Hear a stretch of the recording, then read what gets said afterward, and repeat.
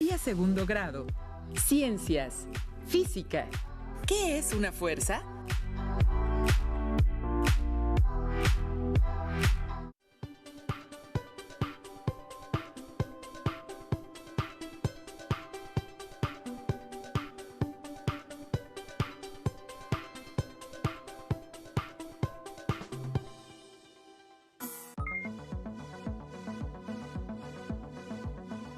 Bienvenidas y bienvenidos estudiantes de secundaria. Me da mucho gusto que nos acompañen en esta sesión de Aprende en Casa para la asignatura de Ciencias Física. Mi nombre es Enrique Rodal y estaremos acompañándolos en esta sesión junto con Leslie Mendívil. Y estas sesiones en las que recuperaremos saberes y que nos permitirán relacionar lo que hemos aprendido con los próximos temas que descubriremos. Es un gusto participar en esta sesión. Ustedes que nos ven desde casa, no olviden usar cubrebocas, lavarse constantemente las manos y, si les es posible, permanezcan en sus casas para que pronto lleguemos al semáforo verde y regresemos a nuestras escuelas. Recuerden que si te cuidas tú, nos cuidamos todos. Para revisar algunas aportaciones que se dan a lo largo de la sesión, los materiales que necesitaremos son los siguientes: cuaderno y lápiz o pluma, para que puedan anotar ideas principales, dudas o preguntas que les surjan a lo largo de esta sesión. Además, su libro de texto para que puedan ampliar o comprender mejor el tema. Si ya estamos listos, comencemos. En situaciones cotidianas podemos observar cómo es que los objetos interaccionan. Por ejemplo, cuando sentimos el viento, pateamos una pelota, las llantas de un automóvil giran sobre el piso, cuando las suelas de nuestros zapatos empujan los escalones mientras subimos y bajamos las escaleras. A todo esto se le conoce simplemente como interacción y el cambio de movimiento de un objeto que se debe a la aplicación de una fuerza. En el lenguaje cotidiano, las fuerzas pueden entenderse simplemente como un jalón o un empujón. Cada interacción lleva asociada una pareja de fuerzas que no se anulan entre sí, porque actúa cada una en un cuerpo distinto. Si esto último no fuese así, por ejemplo, el billar no existiría, porque cada vez que golpeásemos una bola, esta no se movería. Tampoco podríamos jugar fútbol o pasarnos la pelota al jugar básquetbol. Cuando un objeto se mueve desde el reposo, se debe a que una fuerza interactuó con él. Por ejemplo, cuando tomamos la cuchara de la mesa para poder comer o levantamos un vaso para poder tomar agua. Si observan a su alrededor, en muchas actividades que se realizan en su casa y en su comunidad, están presentes las fuerzas. La interacción entre dos objetos puede ocasionar un cambio en la dirección del movimiento. Puede modificar la rapidez o la velocidad de uno o de ambos objetos, como cuando una persona empuja una carretilla. Se aplica una fuerza hacia arriba y hacia adelante para mantener la estabilidad y evitar que la carretilla se voltee. Una fuerza es una acción que produce un movimiento, pero también puede deformar objetos, como cuando jalamos una liga o hasta patear una pelota. Es importante recordar que si la interacción cesa, los objetos dejan de experimentar una fuerza. Las fuerzas solo existen como resultado de una interacción. Bueno, por simplicidad, todas las fuerzas o interacciones entre objetos pueden clasificarse en dos rubros. Fuerzas por contacto, que son aquellos tipos de fuerza que resultan de la interacción por contacto físico entre dos objetos, como por ejemplo la fricción. Fuerzas por acción a distancia, que son aquellos tipos de fuerzas que resultan de la interacción entre dos objetos sin necesidad de que tengan contacto físico, como por ejemplo la gravedad o las interacciones entre imanes. Exacto. Hay casos en los que son varias fuerzas las que actúan simultáneamente sobre un cuerpo. Por ejemplo, cuando estamos sentados en una silla, existe una fuerza de atracción hacia abajo debida a la fuerza de gravedad de la Tierra, pero también hay una fuerza hacia arriba que ejerce la silla sobre tu cuerpo. Sin esta segunda fuerza, simplemente te hundirías para siempre en la silla. En ocasiones, algún desperfecto en la silla puede ocasionar que ésta se rompa. En ese caso, si llegaras a caer, el piso ejercería una fuerza hacia arriba y tú quedarías en reposo. Cualquier tipo de fuerza es una cantidad que indica la dirección en la que se aplicó, por lo que resulta común representarlas con flechas. El tamaño de la flecha reflejará la magnitud de la fuerza y la punta de la flecha indicará el sentido y la dirección en la que se aplicó dicha fuerza. Con lo que hemos podido recordar hasta ahora, haremos una pausa para descubrir más ejemplos en el siguiente video.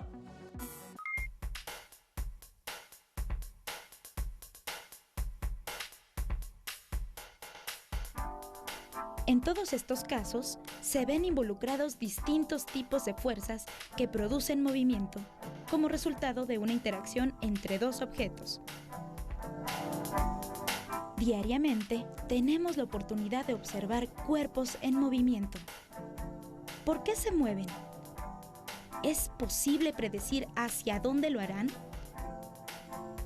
No todas las fuerzas producen movimiento. Veamos un ejemplo. Si Pepe trata de empujar una caja que se encuentra en el piso, para lograr moverla, primero tendrá que vencer la fuerza de fricción entre este objeto y el suelo. Esto significa que, aunque Pepe realice un esfuerzo muscular, no siempre se produce un movimiento. En este caso, al empujar la caja con ayuda de un carrito, Pepe requiere aplicar una menor fuerza, ya que la fricción favorece en este caso el rodamiento del carrito, en lugar de simplemente frenarlo. Otro ejemplo de fuerzas es el de las que actúan sobre las estructuras de los edificios. Es necesario calcular bien el punto de aplicación y la magnitud de las fuerzas participantes para buscar el equilibrio entre ellas y así evitar que con cualquier movimiento ocasionado por el suelo los edificios se derrumben.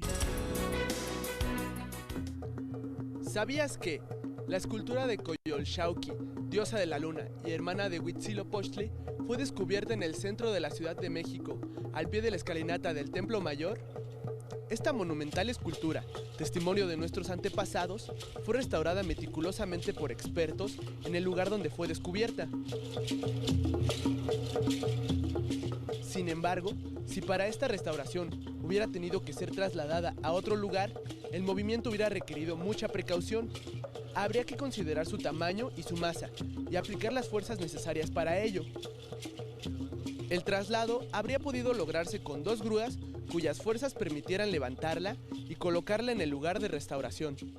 Todos los cuerpos son capaces de experimentar al menos una fuerza de la cual se puede especificar el punto de aplicación, la magnitud, la dirección, horizontal o vertical, y el sentido, que puede ser hacia arriba, abajo, derecha o izquierda. Para que un cuerpo no se mueva, es necesario que las fuerzas que actúan sobre él se contrarresten entre sí, produciendo un equilibrio. Por ejemplo, un gimnasta ejerce una fuerza en distintos puntos, que le ayudarán a mantener el equilibrio o moverse libremente, contrarrestando la fuerza de su propio peso y la tensión de las cuerdas que sostienen las argollas. En efecto, en un mismo objeto se pueden ejercer varias fuerzas al mismo tiempo, como sucede al patear una pelota. En este golpe, la fuerza entre el pie y la pelota solo se manifiesta durante el tiempo en que están en contacto.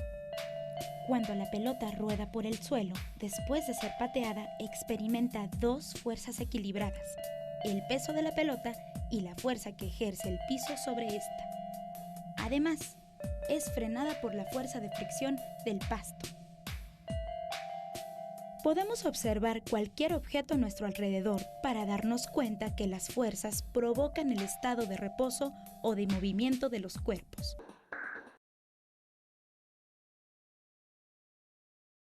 Las fuerzas son magnitudes que pueden ser representadas por medio de flechas, las cuales proporcionan información sobre el punto de aplicación, la intensidad, la dirección y el sentido de estas. Una situación concreta en la cual se aplica el conocimiento sobre las fuerzas es en la industria de la construcción. Aquí es necesario conocer la fuerza que pueden soportar columnas o muros de carga de un edificio, así como la resistencia que tendrá este en caso de que se presente un sismo.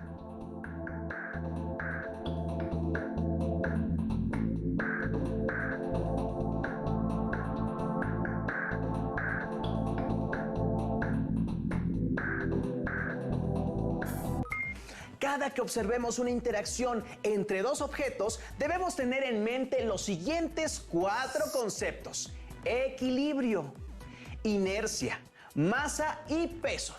El equilibrio se da cuando hay 2 o más fuerzas actuando sobre un mismo objeto, pero este objeto no experimenta ningún tipo de movimiento o deformación. Por ejemplo, al estar de pie estamos en equilibrio. La fuerza del piso que nos empuja hacia arriba tiene la misma magnitud que la fuerza de gravedad que nos jala hacia abajo. El segundo concepto es inercia. La inercia es la tendencia de un objeto para resistir cambios en su estado de movimiento. El estado de movimiento de un objeto se define por su velocidad, es decir, qué tan rápido se mueve y la dirección que lleva. La inercia se puede entender simplemente como la tendencia que un objeto se resista a modificar su velocidad. Por último, la masa y el peso en el lenguaje cotidiano parecería ser sinónimo, pero no lo es. La masa se refiere a qué tanta materia tiene un objeto. Es una cantidad que podemos medir con ayuda de una báscula y en el sistema internacional se mide en kilogramos. El peso, por otro lado, es una fuerza que depende directamente de qué tan fuerte la gravedad actúa sobre un cierto objeto.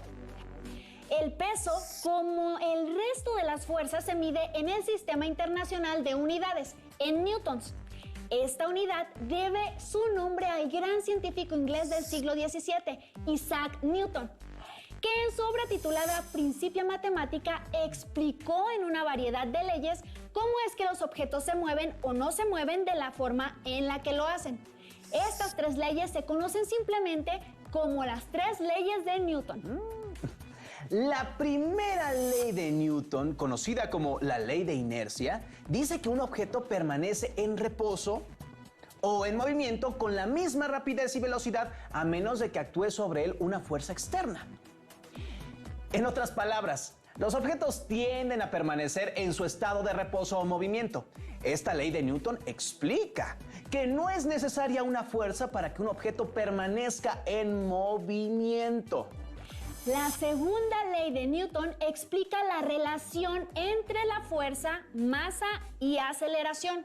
Formalmente indica que la aceleración de un objeto es directamente proporcional a la fuerza que la produjo e inversamente proporcional a la masa del objeto.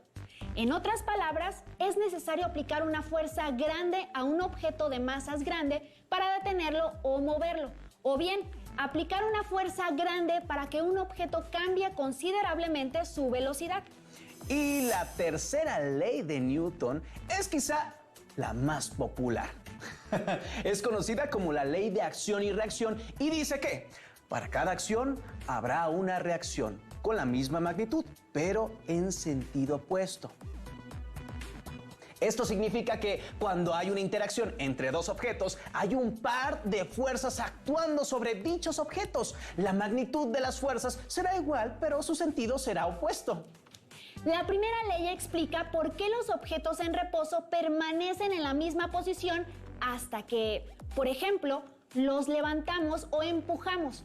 Explica también cómo es que los satélites artificiales se mueven alrededor de la Tierra sin necesidad de combustible.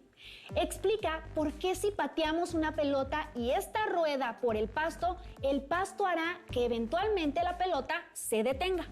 ¡Exacto! La segunda ley explica por qué nos cuesta más trabajo mover o detener una motocicleta o un automóvil que una bicicleta.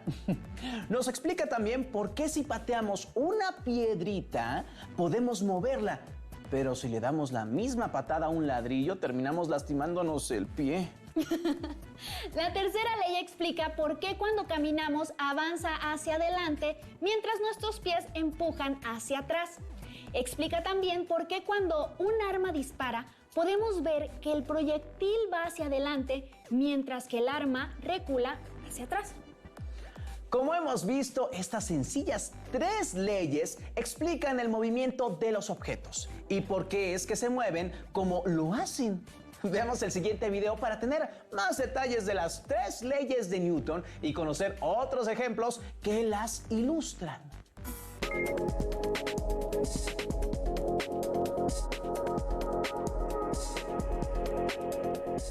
El corredor de los guerreros ha tomado el balón, pero un momento.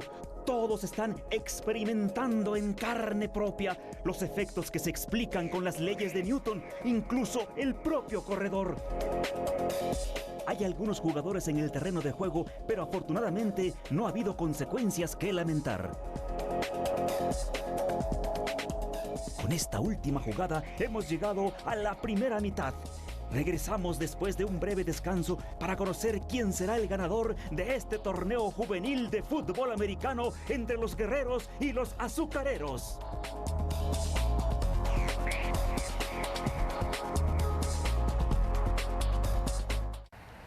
En esta escena, los jugadores de ambos equipos tienden a continuar con el movimiento que tenían, pero evidentemente, al chocar entre sí, ha modificado su dirección. 2 de ellos han salido proyectados, especialmente el corredor principal. Los demás han tenido que frenar cambiando su movimiento. ¿Cómo se provoca un cambio en el movimiento de los objetos? Para que un objeto se mueva desde el reposo, hay que aplicar una fuerza. A mayor masa, se requiere una fuerza mayor para moverlo. Por el contrario, para detener o frenar un móvil con una masa grande, se requiere una gran fuerza. Cuando actúan sobre un cuerpo 2 fuerzas de la misma magnitud y dirección, pero en sentidos opuestos, se anulan. Estos y otros ejemplos se pueden explicar a partir de la primera ley de Newton que enuncia: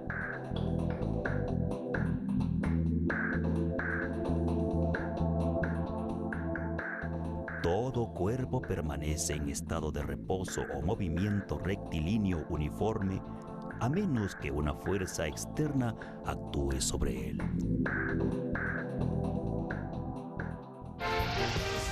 Viajemos en el tiempo. Isaac Newton, científico inglés, enunció 3 leyes que predicen el comportamiento de los cuerpos en presencia de fuerzas. La primera de estas leyes había sido ya postulada por Galileo Galilei. Las observaciones que realizó Galileo con respecto al movimiento de los cuerpos dieron pie a Newton para postular que para cambiar el estado de movimiento de un cuerpo se requiere de una fuerza. Newton encontró que si una fuerza actúa sobre un cuerpo, ésta le producirá una aceleración en la misma dirección y sentido que la fuerza. La magnitud de dicha aceleración es directamente proporcional a la magnitud de la fuerza aplicada e inversamente proporcional a la masa del cuerpo. Esto es lo que conocemos como segunda ley de movimiento de Newton. Para completar su teoría, Newton enunció su tercera ley, en la cual establece que la interacción entre 2 o más cuerpos se lleva a cabo a través de pares de fuerzas. Veamos de qué se trata. Cuando nos recargamos en una pared, al mismo tiempo experimentamos una sensación de empuje de la pared. En general, si un cuerpo ejerce una fuerza sobre otro cuerpo, este último ejerce al mismo tiempo una fuerza sobre el primero de igual magnitud y en sentido contrario. Este hecho es expresado en forma resumida por la tercera ley de Newton. A toda acción le corresponde una reacción de igual magnitud y dirección, pero en sentido opuesto. Las fuerzas de acción y reacción, aunque tienen igual magnitud y sentidos opuestos, no se anulan, pues actúan sobre cuerpos distintos.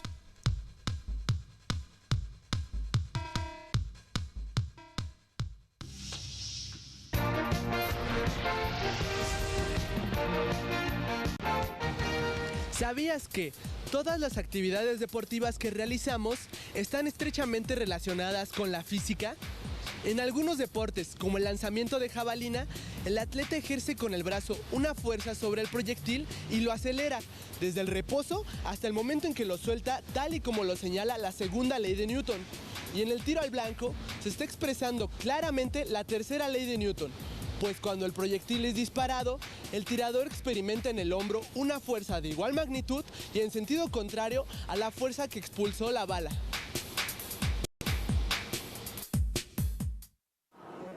Día a día estamos rodeados de objetos en movimiento. Cuando el movimiento de un objeto se ve alterado, es porque necesariamente ha experimentado una fuerza. El conocimiento de las leyes de Newton es indispensable para la comprensión de cualquier fenómeno mecánico, desde el impacto de automóviles hasta los lanzamientos de naves al espacio y los movimientos de los cuerpos celestes.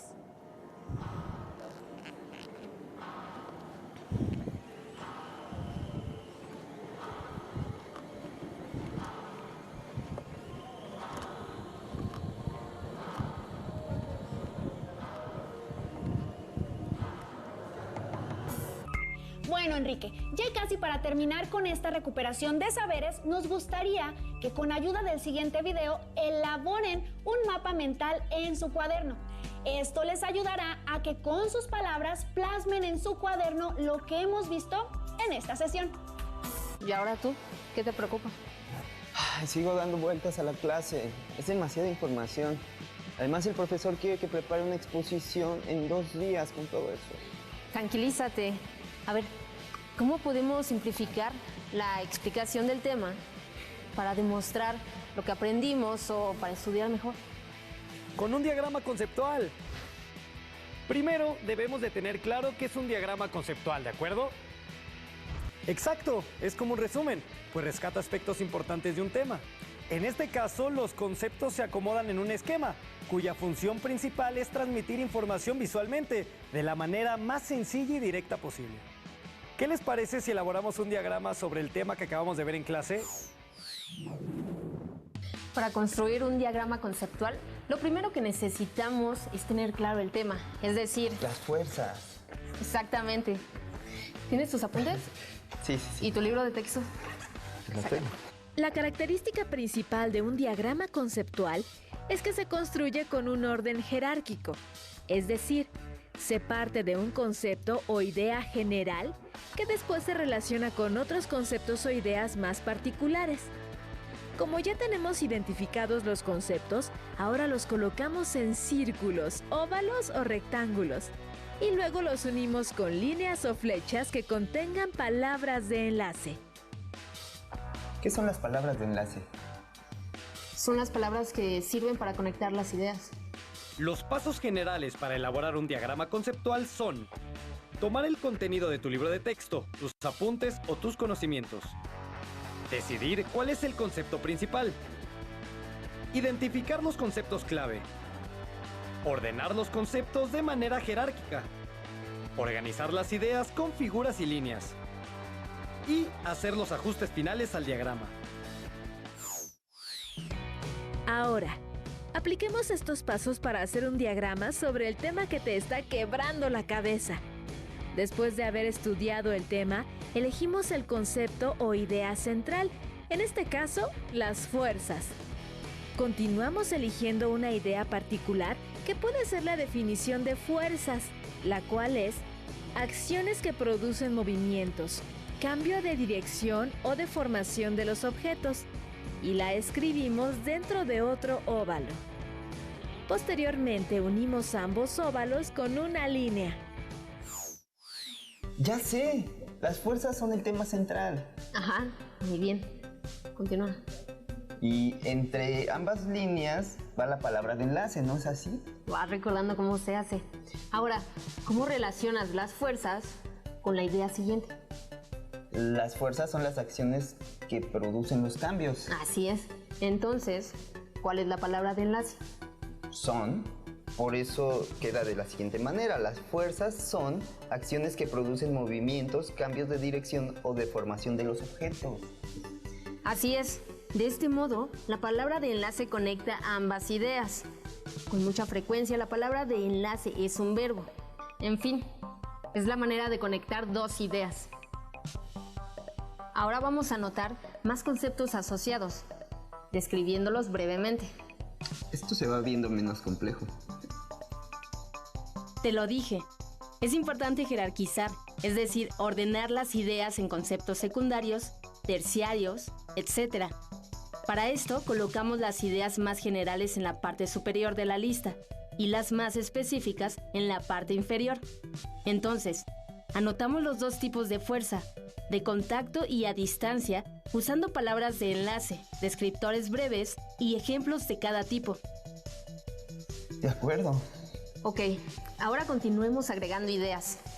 ¿Recuerdas cómo se representa gráficamente las fuerzas? Sí, claro, con vectores. Lo anotaré aquí.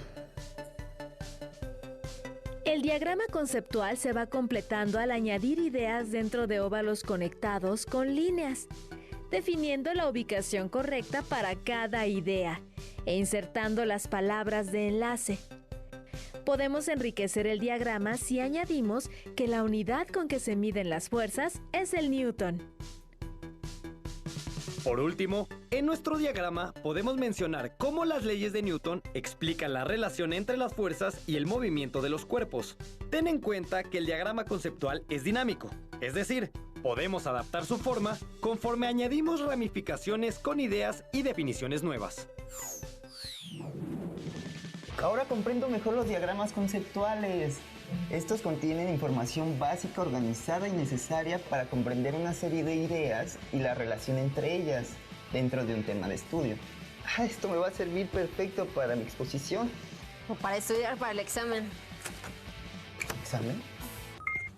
Esperamos que esta sesión les haya sido de ayuda para retomar y, bueno, recuperar algunos conceptos que ya habíamos abordado, pero que no teníamos tan presentes.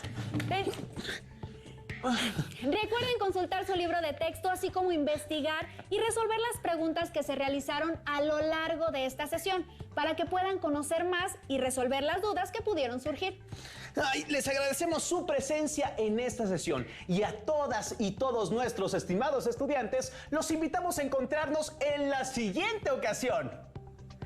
¡Hasta pronto! Oye, pero yo estaba... Si tienes dudas o necesitas ayuda, llama al Centro de Apoyo Pedagógico a Distancia. El número de teléfono para secundaria es el